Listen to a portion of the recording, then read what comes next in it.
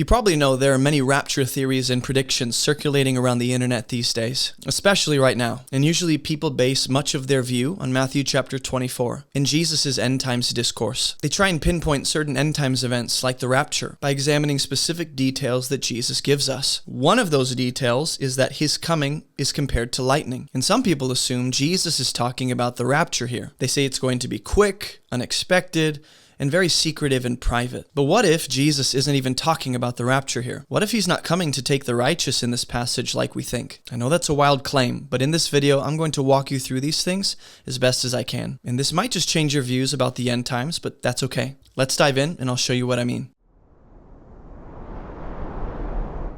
Do I believe in the rapture? Depends on what you mean. Do I believe that we meet the Lord in the air and are caught up with him when he returns to establish new creation? Yeah, I do.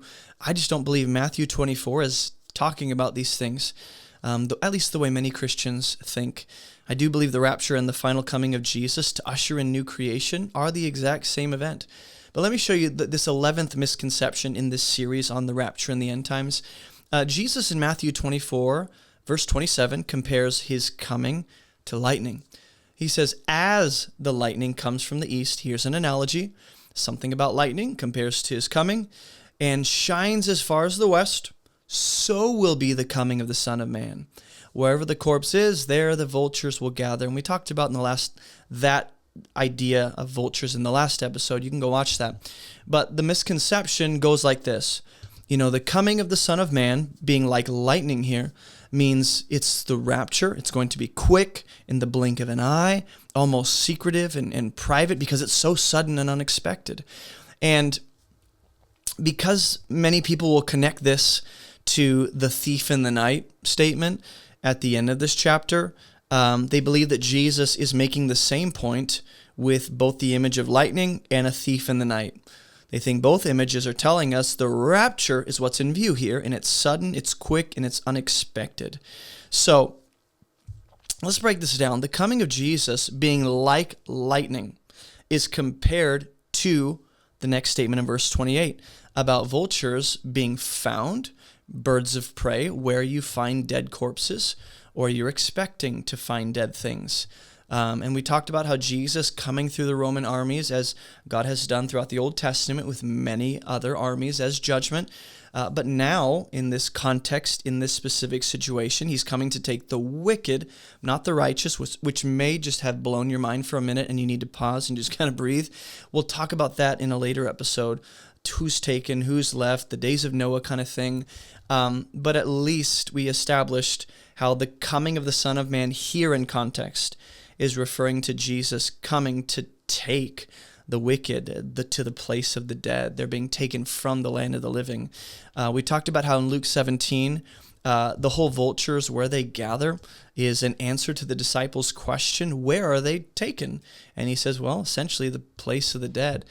So it's important to note that whatever aspect of lightning Jesus is comparing his coming to, it most likely has to match the same point he's making about the vultures circling the dead, which Israel, Jerusalem, has become a place of the dead. And then he says, as the lightning shines, right? He's making a comparison, something about lightning coming from the east and shining, which seems to be locationally, right? He's making a very similar point about the vultures gathering. It's locational based. That's where you expect them to gather and circle, is where dead things are. So the vulture metaphor explains the lightning analogy in some way. We can at least establish that, I think, that they're both making the same point about something of Jesus' coming.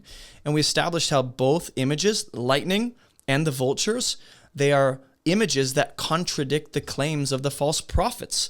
In verse 24, 23 through 25, where people go, we know where the Christ is. We know when he's coming.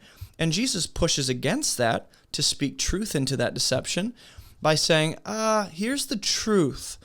The coming I'm referring to is going to be like lightning, and it'll be like vultures gathering around the dead corpse. Right? So something about lightning shining contradicts the false claims from the false prophets about knowing where the Messiah is and when he's coming.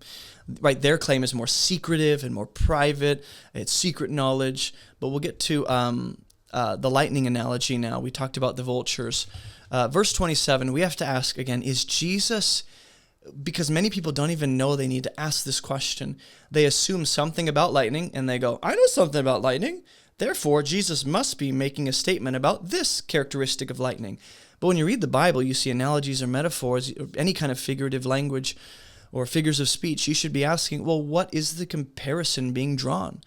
Is he comparing the quickness, the suddenness, and the briefness of lightning? Or there's other characteristics of lightning. If it's thunder, it's loud, it's visible. How about the brightness lighting up the sky? Like, is that what he's comparing his coming here to? And again, to be clear, I'm not saying if it is just the brightness that he's focusing in on, and I'll show you what I believe, that doesn't mean that Jesus' coming won't be sudden or won't be brief or won't be unexpected. That seems to be what the last portion of this chapter is claiming. I just don't think the lightning analogy is making that comparison. Does that make sense? Because I think some will hear me say, he just said the lightning isn't about this, therefore he believes the coming of Jesus here isn't going to be this. No, I'm just saying lightning isn't making that point. Is he using the lightning to make the same point he's going to make about the thief in the night later on? As if both are sudden and quick, unexpected. I think Luke's account in Luke 17:24 is going to do us some good to read, all right? There's just a little bit of detail that's added here that's helpful. It says, as the lightning flashes, right? So we know what point of comparison or what aspect of lightning is being compared to his coming, the flashing of lightning, and it lights up the sky. Remember how it shines in Matthew 24 from one end to the other? So will be the coming of the Son, or the Son of Man in his day. First he must suffer many things and be rejected by this generation, and then bam, we go right into the days of Noah. One taken, one left, whereas in Matthew's gospel, the taken and the left comes after this talk about lightning. So you'll notice there might be a difference in order, but here are a couple of passages where this same Greek word for lightning just refers to brightness. I'll show you right, where are we at? Verse 27, lightning.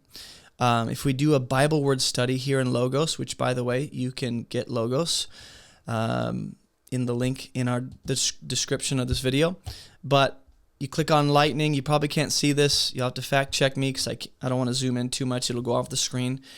But you'll see in Matthew 28:3, talking about the angel at the tomb after his resurrection, the appearance of the angel was like lightning. His clothing was white as snow. And so the word for lightning here is describing his appearance, right? That's the comparison. Something about him resembled lightning, and it seems to be his brightness, the shiningness to him, the radiance, you might say. In Luke 11:36, another way this word can be rendered in our English is the rays, kind of like what gives light. In Luke 11:36, if your whole body's full of light, having no part dark, it'll be wholly bright, as when a lamp gives its rays. And this is right here is not just a metaphor, but an actual literal lamp with its rays. This is the word that gets translated as lightning in other contexts. So this is referring to the light that radiates from the lamp to give light and sight to the person in the dark, right? So you have a couple occurrences where it's clearly about brightness. And I just want to make that clear. Every other occurrence of this word for lightning, in the New Testament at least, it refers to the power, like the gravity of something, the weight of something, the magnificence and majesty. Not the suddenness, not the quickness, not the briefness, but the power of something. You can see this in Luke 10:18, Satan falling from heaven, Revelation 4:5, Revelation 8:5, Revelation 11:19, and 16:18. You'll see in those passages it's about the weight, majesty, magnificence, and might and power of God and his glorious presence. In the Old Testament, though, much of lightning actually revolves around God's unmatched creative power to save and destroy. So his majestic presence. And then there's moments of judgment where lightning is involved. And it's judgment for some, but for others, it's a rescue. It's their salvation. So it's a powerful image. Often lightning is this powerful image to speak of God's intervention and presence. But the Greek word for lightning here in Matthew 24, again, can also be translated as shining or rays, brightness. Even if one translate this as, the literal phenomenon in the sky that is lightning, that is still a characteristic of lightning, meaning the main point still gets across.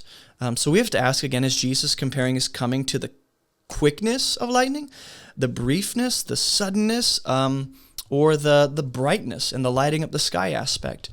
And I think to go back to Luke 17:24, again, real quick, it's been a long time coming, but the new edition of my book, Fruitful, is officially available in both paperback and digital version. It's perfect for small group discussion, church-wide discipleship, or even just your own personal faith. It lays out the clear gospel, your identity, your purpose, and God's process for your life. So grab your copy on the homepage of my website or sample the first chapter on Amazon. Or if you like reading on your devices, snag your digital copy on Amazon, Barnes & Noble, or Apple iBooks. I believe it will absolutely bless you and strengthen your relationship with God. All right, let's get back to the video. It says, it lights up the sky from one side to the other, right? So this is noting visibility, appearance, and a progressive lighting.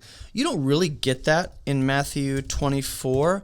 I mean, kind of if you read it. It says, as the lightning comes from the east and shines as far as the west, right? That's just noting kind of the trajectory. But Luke 17 kind of highlights the progressive nature of the light that emanates from the lightning bolt, the shining, you might say. But if we're going to go with the other legitimate translation of this word, which is shining or rays, such as the rising of the sun, you might say, we still get the same idea of brightness because it emphasizes that still. But I want to entertain this idea. I would like to suggest that Jesus isn't necessarily correlating his second coming to the quickness, suddenness, or briefness of lightning, but there's something else that's unique, okay? Jesus states a fact about this phenomenon of lightning. Oh, I don't know if you caught it, but he says, like, this is an understood fact. As lightning comes from the east and shines as far as the west, and I'm like, pause. That's not true about all lightning, and I'm not accusing Jesus of lying. I'm saying we misunderstand what he's saying. He says it comes from the east and shines as far as the west. That is not a universally true fact of all lightning bolts or all phenomenon in the sky that you can call lightning. Lightning can illuminate the sky horizontally and vertically, and even both at sometimes. But he's not speaking of its horizontal appearance. He's speaking of its origin and starting point and where it ends. So what's in view here is the starting point and the ending point of lightning. I want us to be thinking about that. So this is not true about all lightning, that it comes from the east and shines as far as the west. That already for me is a kind of red flag to say, hey, is it actual lightning he's talking about, or is there something else he might be referring to?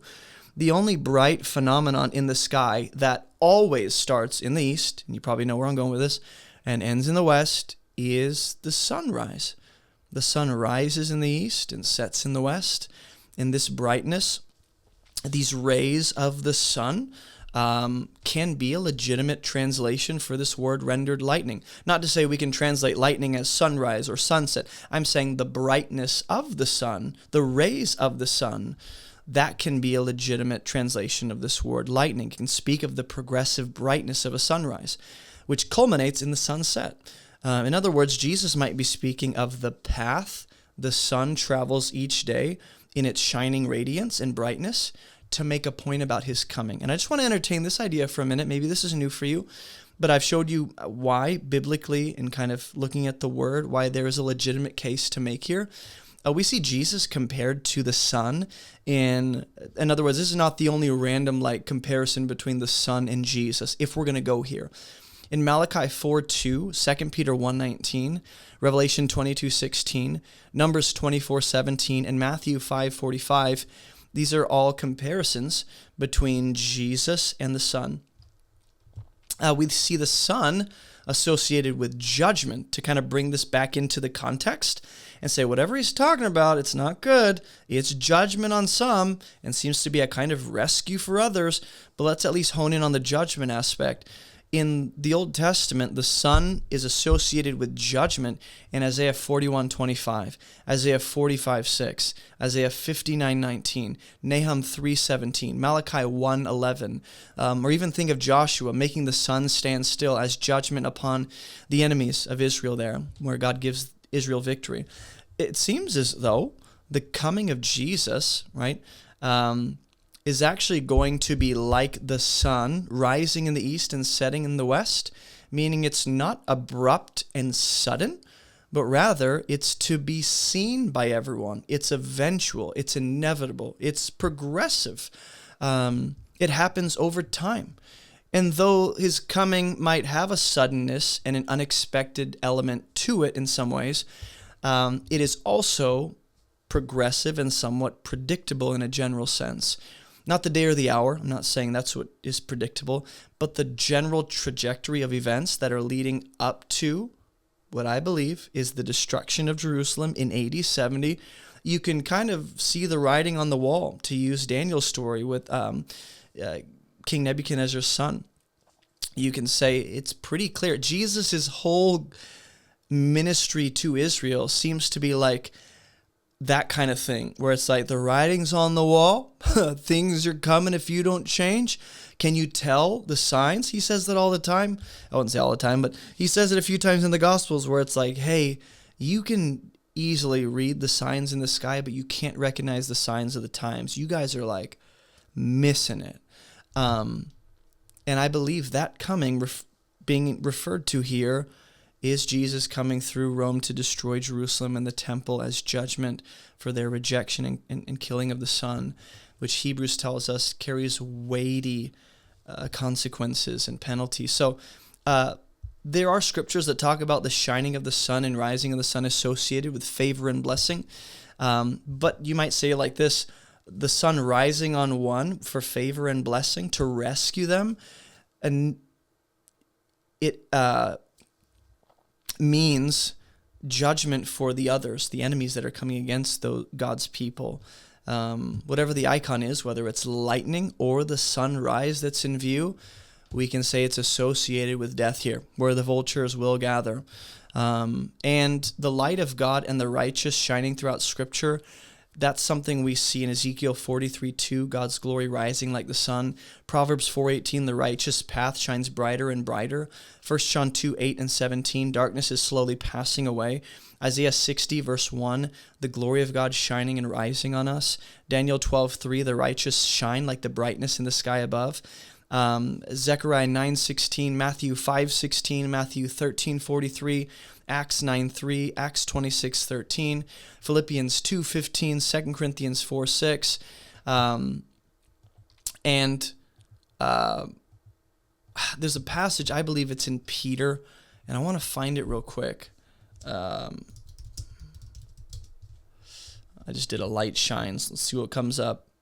Among whom you shine as lights.